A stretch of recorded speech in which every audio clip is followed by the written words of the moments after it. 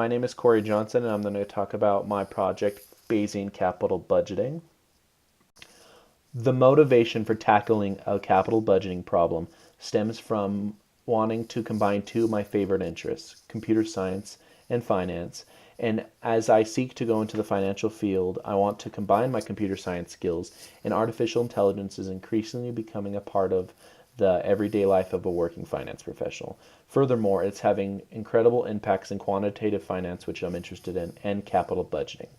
This is also an application of academic research, which I really wanted to incorporate, and this project is based on a paper by Frederick Sturbins and Chester Spack called Learning, Preemption, and the Degree of Rivalry. This also serves as evidence of prior work for me to use as a stepping stone into more advanced projects, and also to learn more about applications for artificial intelligence in finance. The scenario and model for this application is that there's an exclusive long-term capital project, such as a dam, where if one firm invests in the project, it excludes all other firms after invests.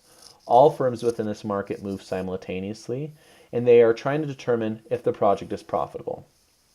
The distribution of project cash flow returns over time determine whether the project will be profitable, meaning that there's a distribution of cash returns, either high or low, in each time period, and each firm is trying to determine what the true nature of the distributions of returns for the project is. Really, they are comparing the expected future value of their cash flows if they defer investment to the net present value of cash flows based on a required investment. The underlying methods and assumptions for this model stem that there are n firms with prior probabilities, one for each of the different distributions that the project could have, that there's a probability of a high return in any period that is known for each of the different distributions. There's an observed return each period, high or low. There's a constant discount factor beta. There's Bayesian revision at each time step, such as where each firm updates their Bayesian posteriors based on new available observations after each time step. There's a finite number of periods t, and there's a decision equation where in red you see the Bayesian filtering aspect, where a firm will look at all future cash flows based on the current state. So it uses the current Markov state to project forward into the future, all possible future states, and that compares to the blue equation, which is the net present value of expected cash flows in the present. And if a firm invests, it will split all the proceeds and costs with any other firms that invest. Here are some of the interesting results from this project. The paper that this project was originally based on only allowed for 2 distributions of returns, and each firm had the same priors. My project allows for each firm to have differing priors and also allows for a third distribution.